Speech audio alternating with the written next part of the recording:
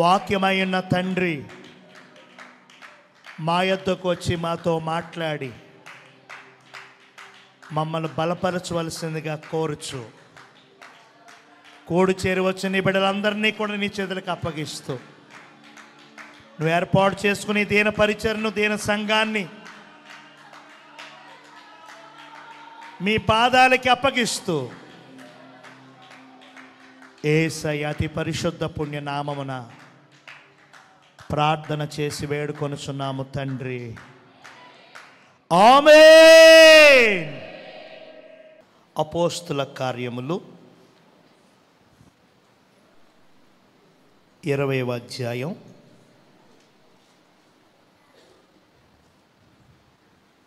28వ వచనాన్ని చదువుకుందాం. దేవుడు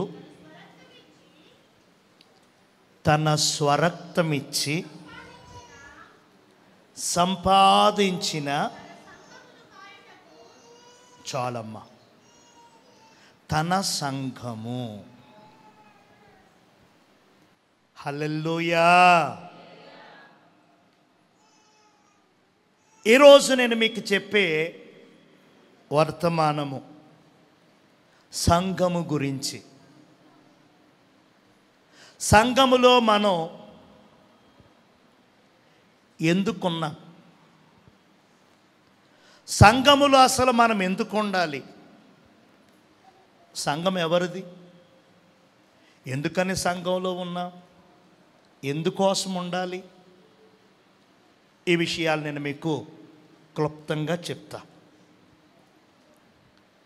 ఈ అపోస్తుల కార్యములు 20వ అధ్యాయం 28వ వచనములో చాలా సూటిగా తేటగా చెబుతుంది, దేవుడు తన స్వరక్తమిచ్చి సంపాదించిన తన సంఘము. ఒక మాటలో చెప్పాలి అని అంటే సంఘము దేవునిది. చెప్పండి, సంఘం ఎవరిది? చెప్పండి, సంఘం ఎవరిది? సంఘాన్ని దేవుడే సంపాదించుకున్నాడు. సంఘాన్ని దేవుడే ఏర్పాటు చేశాడు. సంఘాన్ని దేవుడే సంపాదించుకున్నాడు. హల్లెలూయా. మనం చాలా రకాలైన సంఘాలు చూస్తూ ఉంటాం. కులానికి ఒక సంఘం, జాతికి ఒక సంఘం, పని చేసేవారు, ఆటోలు ఉన్నాయనుకో ఆటో వారికి ఒక సంఘం, రిక్షా కార్మికులు ఉన్నారనుకో రిక్షా కార్మికులకు ఒక సంఘం, ఇంకేదైనా కులవృత్తి చేసేవారు అనుకో సంఘం అని చాలా సంఘాలు మనం చూస్తున్నాం. అలాంటి సంఘాన్ని కాదు దేవుడు ఏర్పాటు చేసుకునింది. ఇది ఆత్మ సంఘం.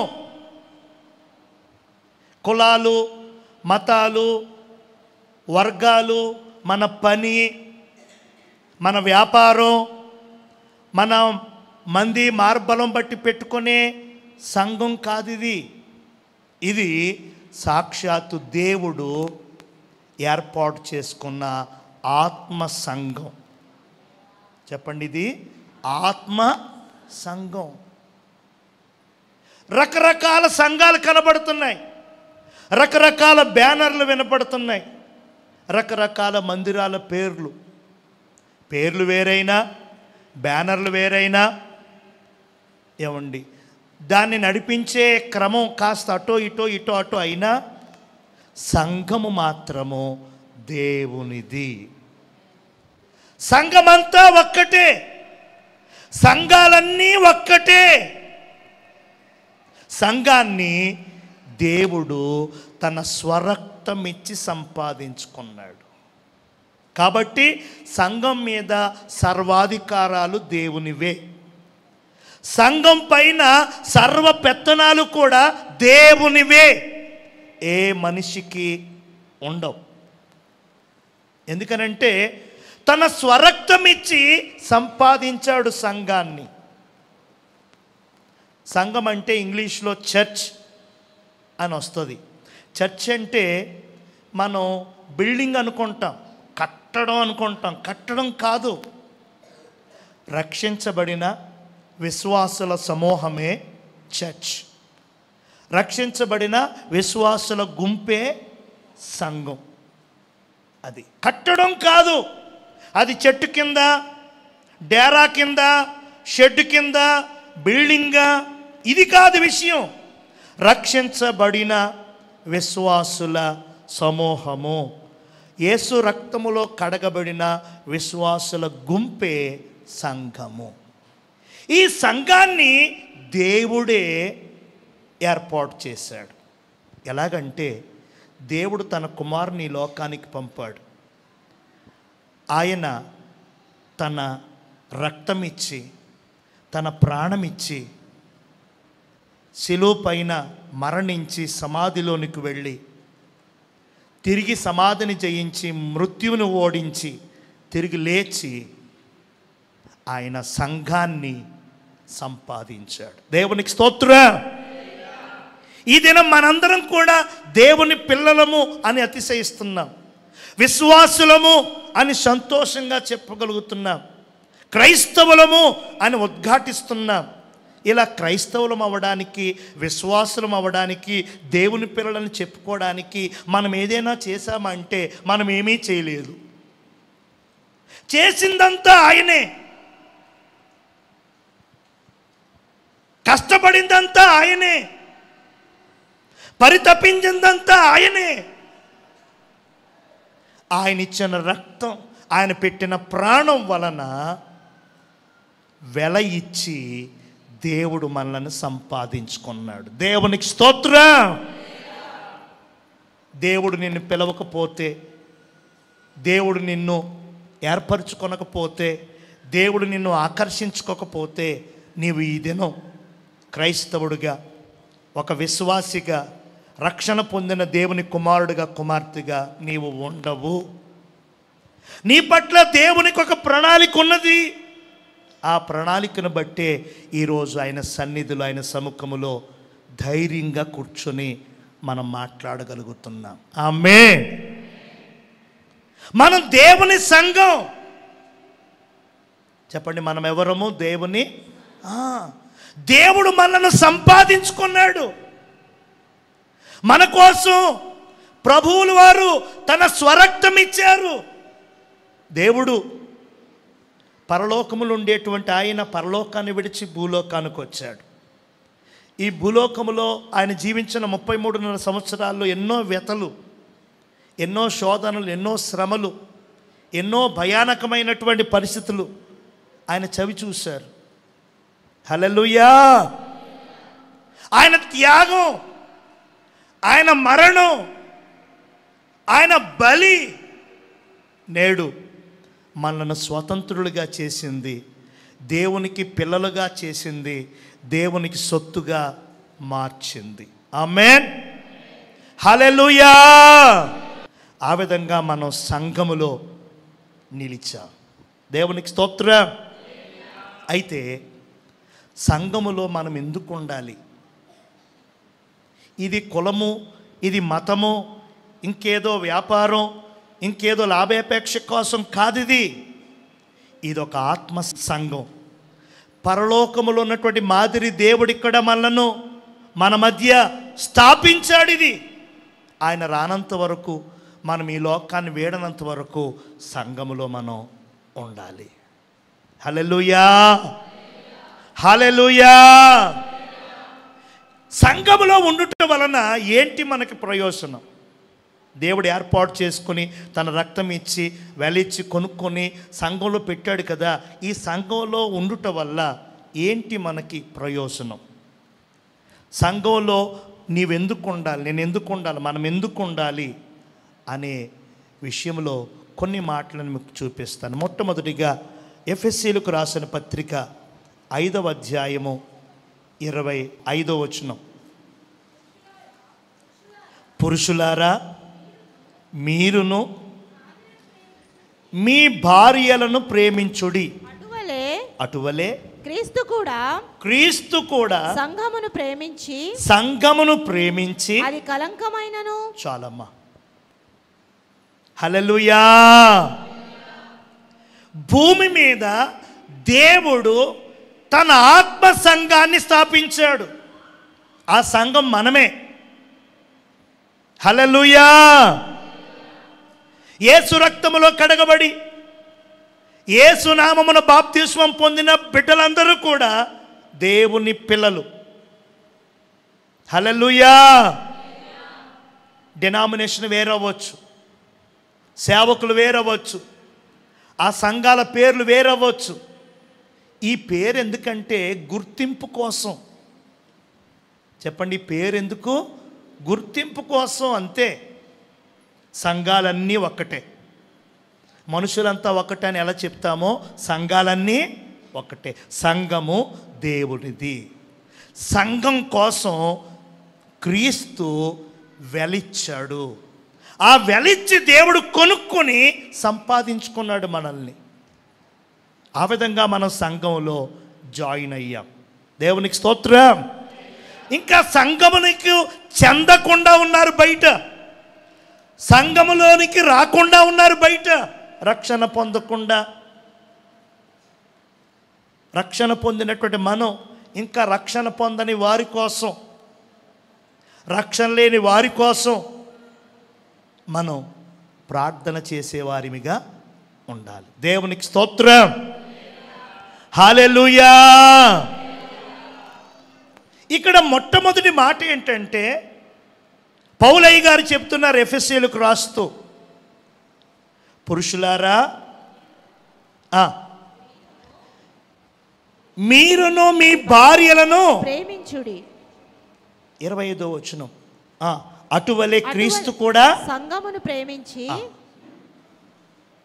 వివాహమైనటువంటి భర్త తాను వివాహం చేసుకున్నటువంటి భార్య అయినటువంటి స్త్రీని ఏ విధంగా ప్రేమిస్తాడో, ఇష్టపడతాడో, కోరుకుంటాడో, అదేవిధంగా క్రీస్తు సంఘమును ప్రేమిస్తున్నాడు.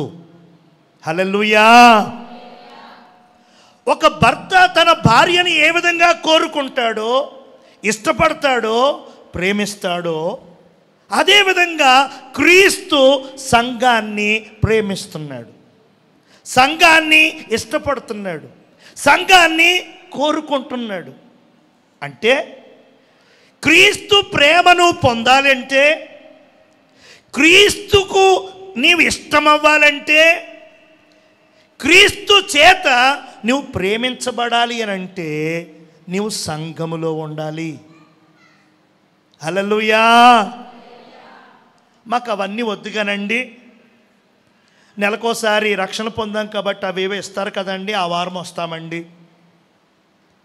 లేదంటే పండగలు వస్తున్నాయి కదండి, మీటింగ్స్ అప్పుడు వస్తామండి. క్రిస్మస్లు కలుస్తామండి.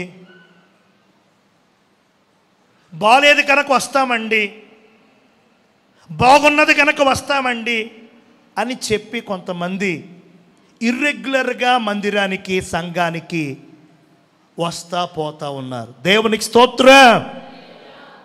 అలా సంఘములో నిలిచి ఉండకపోవటం వల్ల క్రీస్తు ప్రేమని వారు పోగొట్టుకుంటున్నారు. క్రీస్తు ఇష్టాన్ని వారు సంపాదించుకోలేకపోతున్నారు. యేసు క్రీస్తు ప్రభుల వారికి దగ్గర, సమీపం కాలేకపోతున్నారండి. మనం ఎక్కడ క్రీస్తుకు దగ్గర అవుతామో, దేవుని ఇష్టాన్ని, దేవుని ప్రేమను ఎక్కడ మనం పొందేసుకుంటామో అని సాతానుగాడు ఏం చేస్తున్నాడంటే, సంఘానికి రాకుండా, సంఘములో నిలవకుండా, సంఘ కార్యక్రమాల్లో మనం పట్టించుకోకుండా ఉండేటట్లుగా అపవాది పన్నాగం చేస్తున్నాడు. దేవునికి స్తోత్రం. ఎక్కడ యేసయ్య ప్రేమను అమితంగా పొందేస్తామో, యేసయ్యకు అమితంగా ఎక్కడ నచ్చేసి ఇష్టమైపోతామో, యేసయ్యతో మరీ దగ్గరగా బాండింగ్ అయిపోతామో అని అపవాదిగాడు సంఘానికి రానివ్వకుండా, సంఘములో నిలవకుండా, సంఘములో క్రమంగా పాలు పంపులు పొందకుండా వాడు మన మీద ప్రభావం చూపుతున్నాడు. జ్ఞాపకం పెట్టుకోండి. మిగిలినన్ని రోజులు పనులుండవు. మందిరం రోజునే పని, ప్రయాణం. మందిరం రోజునే బలహీనత, చుట్టాలు రావడం, ఇంకేదో వ్యవహారాలు కలగడం. ఎందుకో తెలుసా? ఆ ఇబ్బంది వెనకాల అపవాదం ఉన్నాడు. దేవునికి స్తోత్రం. నువ్వు సంఘంలో నిలబడకూడదు, సన్నిధిలో నిలబడకూడదు, సమాజంలో కలవకూడదు. నీవు కలిస్తే దేవుని ప్రేమ పొందేస్తావు. ఇక్కడ నిలిస్తే దేవునికి ఇష్టమైపోతావు. ఇక్కడ ఉంటే దేవునికి దగ్గరైపోతావు, బాండింగ్ అయిపోతుంది. హల్లెలూయా.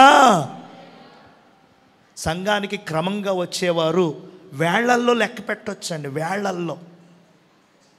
దేవునికి స్తోత్రం. హల్లెలూయా. ఇంతమంది ఒక 400 మంది సంఘంగా సమూహంగా ఉన్నా కానీ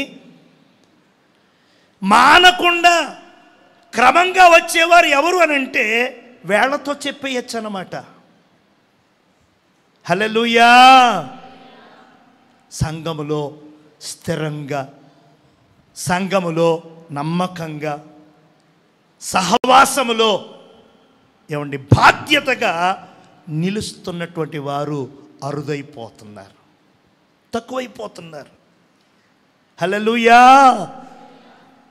ఎందుకనంటే అపవాది కుట్రది. సంఘాన్ని క్రీస్తు ప్రేమిస్తున్నాడు, సంఘాన్ని క్రీస్తు ఇష్టపడుతున్నాడు, సంఘాన్ని క్రీస్తు కోరుకుంటున్నాడు అని సాతానికి తెలుసు. హల్లెలూయా. సాతానికి తెలుసండి.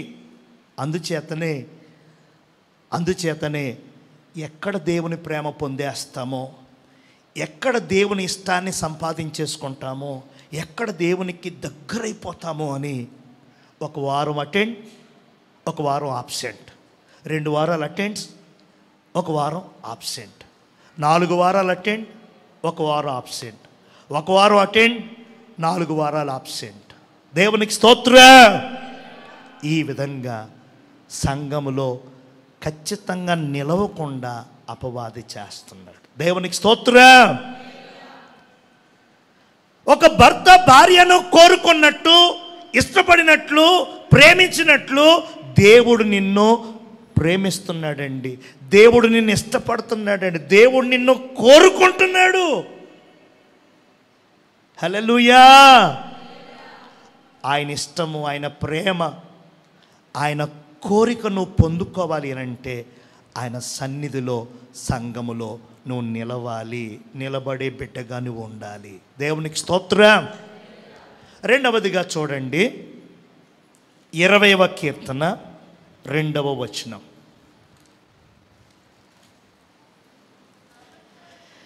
పరిశుద్ధ స్థలములో నుండి ఆయన నీకు సహాయము చేయునుగాక, సియోనులో నుండి నిన్ను ఆదుకొనును. రైట్. సంఘములో మనం ఎందుకు ఉండాలి అంటే, రెండవదిగా నీకు సహాయము రావాలి. దేవునికి స్తోత్రం. మనకు సహాయం ఎక్కడి నుంచి వస్తుంది? దావీదు గారు చెప్పారు కదా, కొండల తట్టు నా కన్నులు ఎత్తుచున్నాను, నాకు ఎక్కడ నుండి సహాయము, ఎక్కడి నుంచి వస్తుంది? యెహోవా వలననే. దేవునికి స్తోత్రం. సియోనులో నుండి నిన్ను ఆదుకొనుగాక. హల్లెలూయా.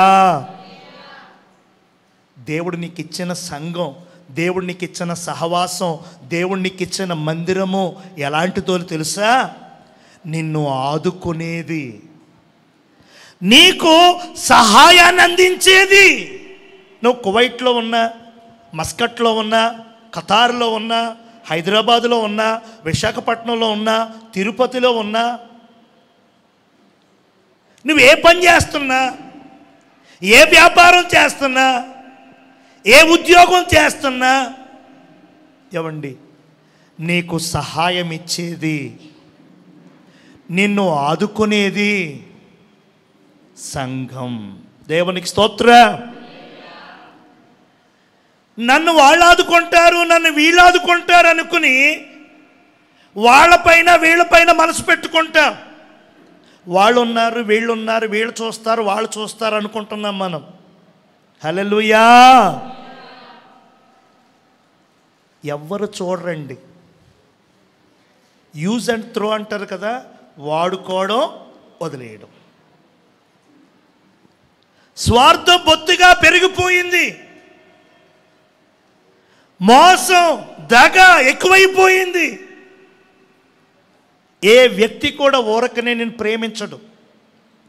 ఏ వ్యక్తి కూడా ఊరకనే నిన్ను సహించడు. నీలో ఏదో ఆశించి, నీ ద్వారా తనకేదో పని, నీ వల్ల ఏదో సాయం పొందాలనే మనం అనుకుంటాం.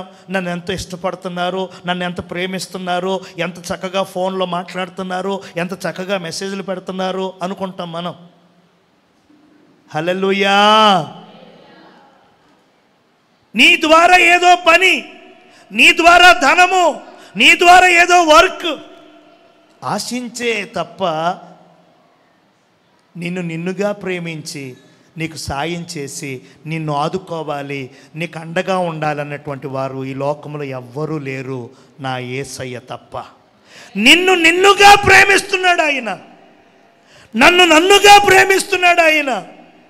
నీకు అందం ఉన్నా, ఉద్యోగం ఉన్నా, వ్యాపారం ఉన్నా, ఇంకోటి ఉన్నా, లేకపోయినా ఏమండి, మనుషులు ఉంటే ప్రేమిస్తారు, లేకపోతే వదిలిపెట్టేస్తారు. అయితే దేవుడు నిన్నుగా ప్రేమిస్తున్నాడు. దేవునికి స్తోత్రం. ఆయన నిన్ను ఆదుకుంటాడు, ఆయన నీకు సహాయం చేస్తాడు, నిన్ను ప్రొటెక్ట్ చేస్తాడు. ఏ అపాయము కలగకుండా, ఏ తెగులు నీ గుడారానికి రాకుండా ఆయన నిన్ను భద్రపరుస్తాడు. చెప్పండి, ఆయన నిన్ను భద్రపరుస్తాడు. చెప్పండి, ఆయన నిన్ను భద్రపరుస్తాడు. హల్లెలూయా, హల్లెలూయా. కాబట్టి సంఘములో నువ్వు ఎందుకు ఉండాలి అని అంటే, నువ్వు కాపాడబడాలి, నీకు సహాయం అందాలి. ఏమండి, నీకు సహాయం అందాలి.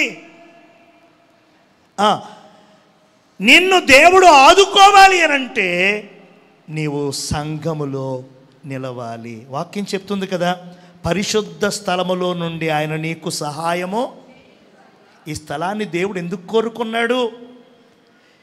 తన కొరకు ఈ పరిశుద్ధ స్థలాన్ని ఎందుకు ఎన్నుకున్నాడు? ఈ మందిరాన్ని ఎందుకు కట్టించాడు అని అంటే, ఈ స్థలము నుంచి, ఈ మందిరము నుంచి నీకు సహాయం చేయాలి, నిన్ను ఆదుకోవాలి. దేవునికి స్తోత్రం.